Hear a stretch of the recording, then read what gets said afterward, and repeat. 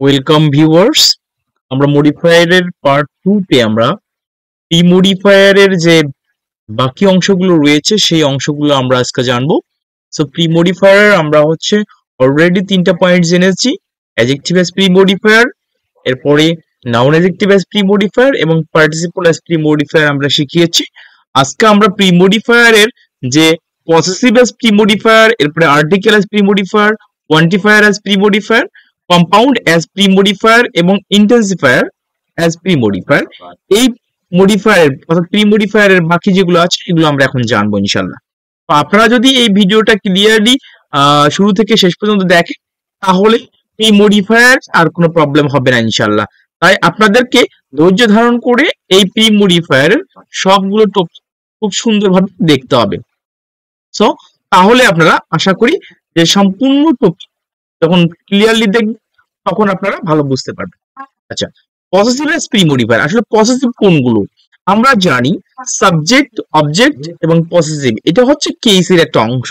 So is my, our, your, his, her, their, its, Hasan's এবং সালমাস, অর্থাৎ কোন নামের শেষে যদি অ্যাপোস্ট্রফি এস দেওয়া হয় সেটা পসেসিভ হিসেবে ব্যবহার করা যায় বা পসেসিভ হয়ে যায়।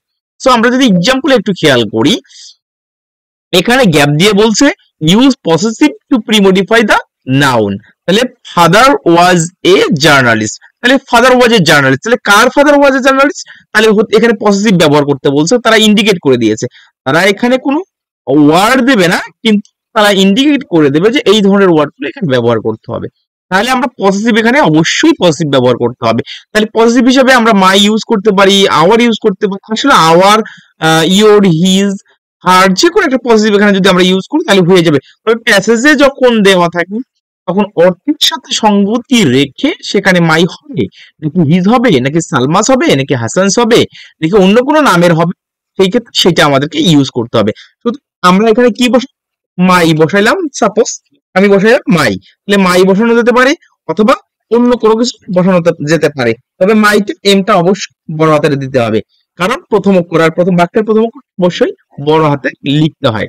That's it. তাহলে my father was a journalist, তাহলে আমার বাবা ছিল একজন জার্নালিস্ট। আচ্ছা, নেক্সটে আমরা যদি আর্টিকেল একটু খেয়াল করি, আর্টিকেল অ্যাজ প্রি মডিফায়ার, আমরা আর্টিকেল গুলো সবাই জানি যে আর্টিকেল আসলে কোনগুলো। এ এন ডি এগুলো হচ্ছে আর্টিকেল। তো এখানে যদি আমরা আর্টিকেল বসাই দেখা যাচ্ছে যে use article as pre modifier, তারা এখানে বলছে যে এখানে আর্টিকেল ইউজ করতে হবে। তাহলে crocodile is floating on the, এখানে ক্যান নট হবে না, আসলে এটা হবে canal, on the canal water, on the canal water. এখানে ক্যান নট দেয়া আছে, আসলে এটা হবে ক্যানেল ওয়াটার।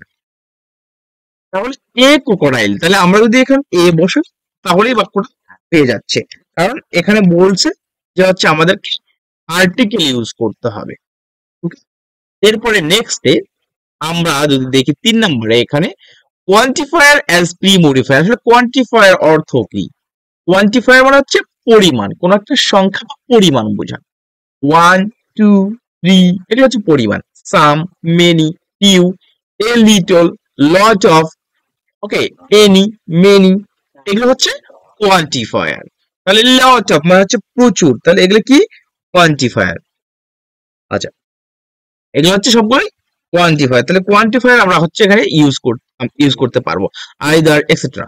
আচ্ছা, এখানে একটা এক্সাম্পল দেখা যাচ্ছে ইউজ কোয়ান্টিফায়ার, তাহলে কি বলছে তারা? কোয়ান্টিফায়ার ইউজ করতে হবে। People dare to take risk, dare to take risk, তাহলে তারা রিস্ক নিতে কি করে? কিছু মানুষ, অর্থাৎ কিছু মানুষ রিস্ক মানে হচ্ছে ঝুঁকি নিতে সাহস করে, ডেয়ার মানে হচ্ছে সাহস করা। তাহলে কিছু মানুষ যদি আমরা এখানে খেয়াল করি তাহলে কি হবে? few people, তাহলে few people dare to take risk, তাহলে আমরা কি লিখব? few, তাহলে few people dare to take risk। ওকে, এরপরে আমরা যদি 4 নম্বরে যাই, কম্পাউন্ড অ্যাজ প্রি মডিফায়ার। আসলে কম্পাউন্ড কোনগুলো? 2-3টা ওয়ার্ড এর সমন্বয়ে যে একটা ওয়ার্ড গঠিত হয় সেটা হচ্ছে কম্পাউন্ড ওয়ার্ড। যেমন এখানে একটা এক্সাম্পল দেওয়া হয়েছে, এটা হলো কি?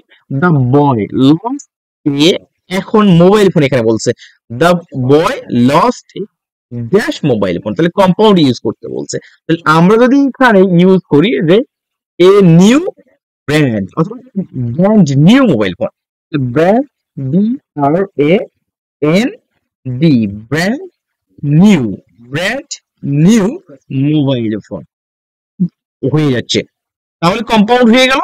The boy lost A brand new mobile phone, হারিয়েছে, কি হারিয়েছে? একটা ব্র্যান্ড নতুন মোবাইল ফোন হারিয়েছে।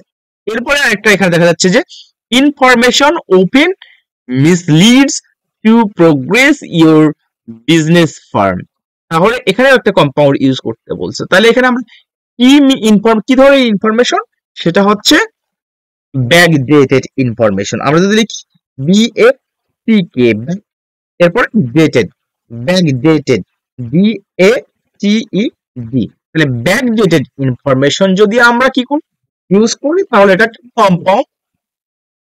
কম্পাউন্ড অ্যাজ প্রিমোডিফায়ার হয়ে যাচ্ছে। তারপরে আমরা যদি 5 নম্বরে আসি, 5 নম্বরে দেখা যাচ্ছে ইন্টেন্সিফায়ার অ্যাজ প্রিমোডিফায়ার। আসলে ইন্টেন্সিফায়ার গুলো কোনগুলো? ইন্টেন্সিফায়ারের ক্ষেত্রে, মিক্সিং ক্ষেত্রে ইন্টেন্সিফায়ার হচ্ছে অ্যাডজেক্টিভ জোর প্রদান করে, তাগিদ প্রদান করে। তাহলে ইন্টেন্সিফায়ারের বেশিরভাগ ক্ষেত্রে ব্যবহার হয়ে থাকে ভেরি, অর্থাৎ 99% যেখানে দেখবেন যে ইন্টেন্সিফায়ারের কথা বলছে সেখানে ভেরি বসাই দিলে বাক্যটা হয়ে যাবে। ভেরি, ফুলি, সো, রিয়েলি, এক্সট্রিমলি, এরপরে টু, এগুলো হচ্ছে ইন্টেন্সিফায়ার। তো ইন্টেন্সিফায়ার ম্যাক্সিমাম ক্ষেত্রে ভেরিটা ইউজ করা হয়ে থাকে। যেমন Bangladesh is a, use intensifier, এখানে ইন্টেন্সিফায়ার ইউজ করতে বলা হয়েছে। Bangladesh is a dash beautiful country, তাহলে বাংলাদেশ ইজ এ আমরা যদি ভেরি দেই তাহলে বাক্যটা হয়ে যাচ্ছে। তাহলে Bangladesh is a very very very VERRY very very beautiful country, তাহলে বাংলাদেশ হয় একটি খুবই সুন্দর দেশ। ওকে, তাহলে এইভাবে যদি আমরা করি তাহলে আসলে মডিফায়ারটা একেবারেই আমাদের কাছে ইজি হয়ে যাবে। এরপর আমরা যখন প্র্যাকটিসে যাব, প্র্যাকটিসে গেলে আপনারা এই যে নিয়মগুলো, এই নিয়মগুলো যদি আপনাদের একটু মুখস্থ করে নেন তাহলে প্র্যাকটিসে গেলে আপনাদের জন্য সহজ হবে ইনশাল্লাহ। আর 2টা ভিডিওর পরে বা 1টা থেকে 2টা ভিডিওর পরে আপনারা হচ্ছে প্র্যাকটিসে চলে যাবেন এবং তখন আপনারা বুঝতে পারবেন যে আসলে মডিফায়ারটা কত ইজি। আসলে চিন্তা ভাবনা করলে মডিফায়ারটা একেবারে ইজি হয়ে যাবে। আপনারা একটু প্র্যাকটিস করেন। Okay guys, good bye.